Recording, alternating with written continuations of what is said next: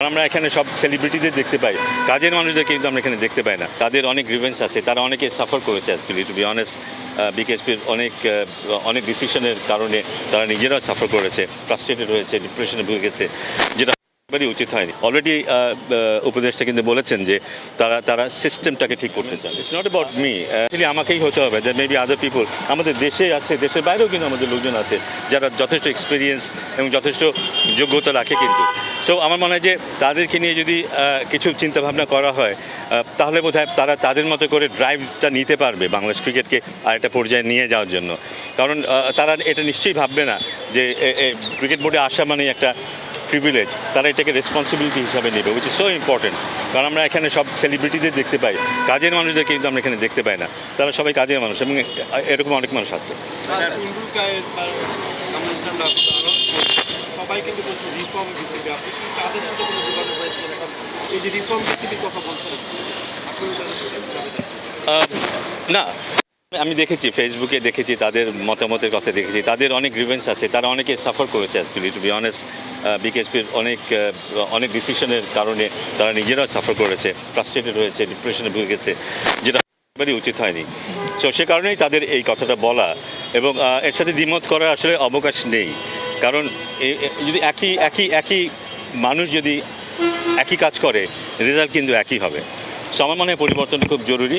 কাউকে আমি ছোট করছি না, বড় করছি না, কাউকে আমি দোষারোপ করছি না। আমার মনে হয় পরিবর্তনটা দরকার। তাতে যেটা হবে যে নতুন কোনো অ্যাক্ট আমরা দেখতে পাবো, নতুনভাবে ক্রিকেটকে এগিয়ে নিয়ে যাওয়ার একটা প্রক্রিয়া হয়তো আমরা দেখতে পাবো তার মধ্যে দিয়ে। স্যার, ভাইটাল কোয়েশ্চেন হচ্ছে, এটা কি হবে আপনার মনে হয়? মানে আমি অনেস্টলি জিজ্ঞেস করছি যে এখন তো ছাত্রদের আমরা উই আর ইন্সপায়ার্ড বাই, তারা এত বড় একটা চেঞ্জ আনতে পারছে দেশে। মানে আপনার কি মনে হয় যে রিয়েলিস্টিক্যালি এটা পসিবল? মানে আমি যদি বলি একটু মানে ছাত্ররা তো করতে বাধ্য করেছে, আপনারাও কি মানে জাস্ট চাওয়াই থাকবে নাকি আপনারাও এরকম কোনো চিন্তা থাকবে? না, আমার মনে হয় যে আমরা অলরেডি দেখেছি যে বোর্ড কিন্তু খালি, যারা বোর্ডের দায়িত্বে আছেন তারা কিন্তু সেই অর্থে এখন অনেক কার্যক্রম চলছে। আমাদের পাকিস্তানে দল যাচ্ছে, অস্ট্রেলিয়াতে দল আছে, সামনে বিশ্বকাপ, কিন্তু তাদের কিন্তু আমরা সেভাবে দেখছি না। তারা যদি সত্যি দায়িত্ববান মানুষ হয়ে থাকেন, ক্রিকেটকে ভালোবেসে থাকেন, আমার মনে হয় লাইক আদার পিপল, অনেক অর্গানাইজেশন থেকেই কিন্তু মানুষজন স্টেপ ডাউন করছে। তারা স্টেপ ডাউন করতে পারেন, তারা যদি মনে করেন, কারণ একটা নিয়মের মধ্যে দিয়ে আমাদেরকে যেতে হবে। যদি সেটা হয়, সেটা হতে পারে। বাট আমি এইসব ব্যাপারে আলাপ করতে চাই না খুব বেশি একটা। যারা দায়িত্বে আছেন, আমি বলবো যে উপদেষ্টা, আমাদের যুব এবং ক্রীড়ার উপদেষ্টা আছেন, তারা নিশ্চয়ই কিছু চিন্তাভাবনা করছেন। অলরেডি উপদেষ্টা কিন্তু বলেছেন যে তারা সিস্টেমটাকে ঠিক করতে চান। একই মানুষ রেখে যদি সিস্টেমটা ঠিক করা যায়, there is nothing wrong with that.